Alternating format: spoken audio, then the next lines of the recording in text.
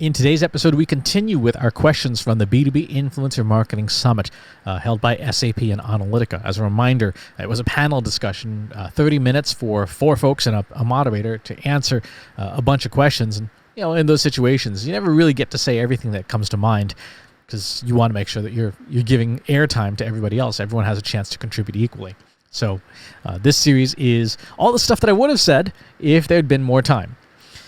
Today's question: what makes you say yes to a brand collaboration? What makes you say no? It depends, and I think that's probably the most accurate and most frustrating answer I can give to this.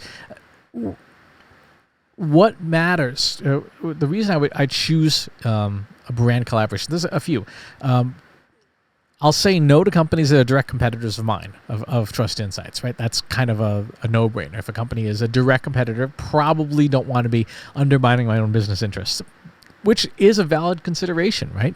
I have talked with brands who've said, hey, you seem to be an influencer for IBM, so we probably don't want to work with you because we're a competitor of IBM. That goes both ways, right? A brand would be like, not sure that that's a good fit. Things that do matter, besides something obvious like that, values matter, right? Does the brand do things that make the world an objectively better or worse place? When I worked at my old agency, we would get clients who their job was to make the world a worse place, right? They did stuff like petroleum extraction from places you probably shouldn't be extracting petroleum from. Is it profitable? Yes. Does it create a good lifestyle and wages and jobs for people in those places? Yes.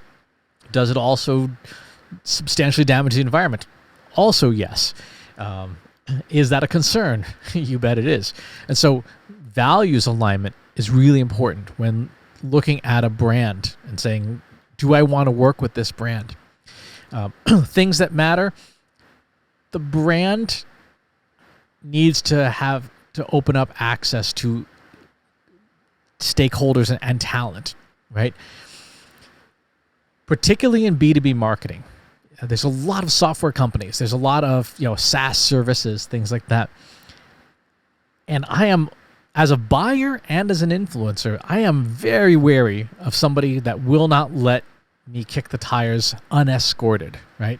I know it drives some people crazy, but I will say to somebody, just give me a log into the product. I'm like, no, you need to do the onboarding and the tour and all stuff. Like, no, if I can't figure it out, and I'm a reasonably intelligent person, if I can't figure out how to use your product with no guidance, then your product needs improvement, right? Think about something like an iPad. You can hand an iPad to a 4-year-old and pretty quickly they can figure out what to do. Right? They don't need a whole lot of onboarding to use an iPad and to get benefit out of it. That's the bar.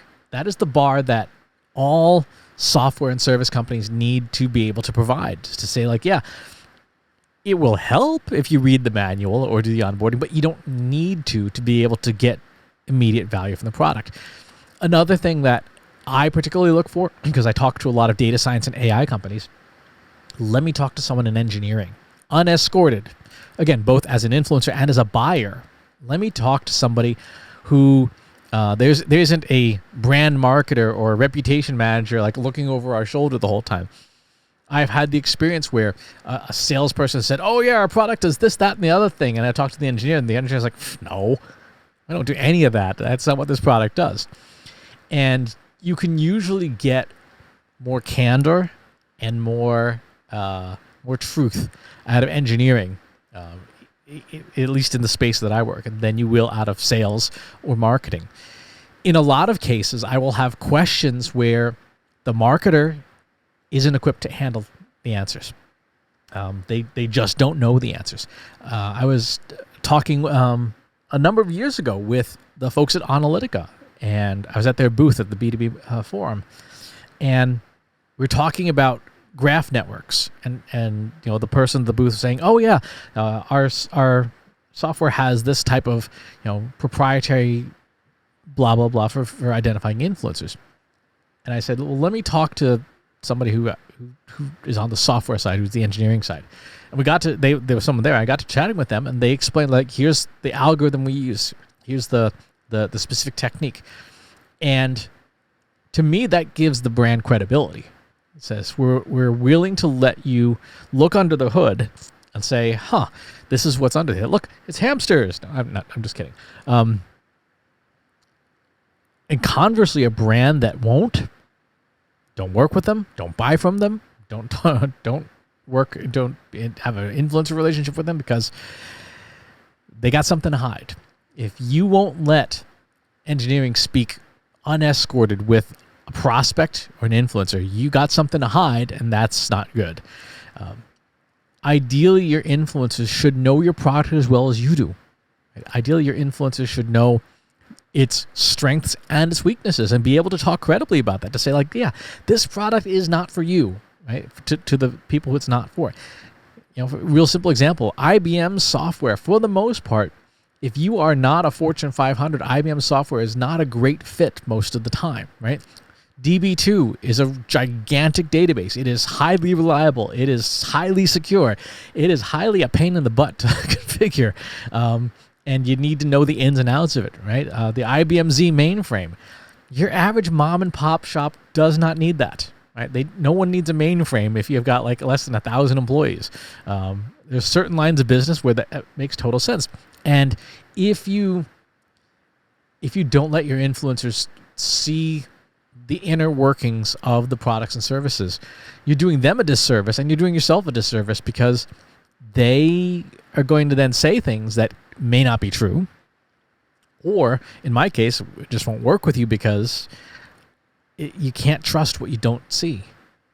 Right? So what's the back end? I'll give you another example. The folks over at GoCharlie, the marketing AI software company, I got a chance to sit down and chat with their chief AI officer, Despina Christou, and we got super technical. Right? I was asking about vectorization, embeddings, positional encodings, all this stuff that's part of, large language models. And she was very frank. She explained where things were, where things weren't, with the product and stuff. And as a result of that conversation, I trust that product because the person who's representing it knows what they're doing, right? So that's what makes me say yes to a brand collaboration. The last thing, of course, is fair value exchange, right? Are both parties getting mutual, equitable value, right? It doesn't necessarily have to be money, although money never hurts, but can we use the product? Can we use the product like a customer would?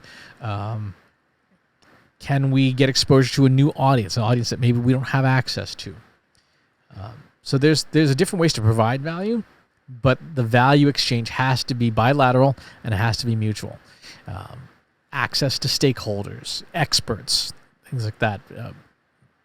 All sorts of things that there are value in. So that's what makes me say yes or no to a brand collaboration. That's the third question from the B2B Influencer Marketing Summit. If you like this video, go ahead and hit that subscribe button.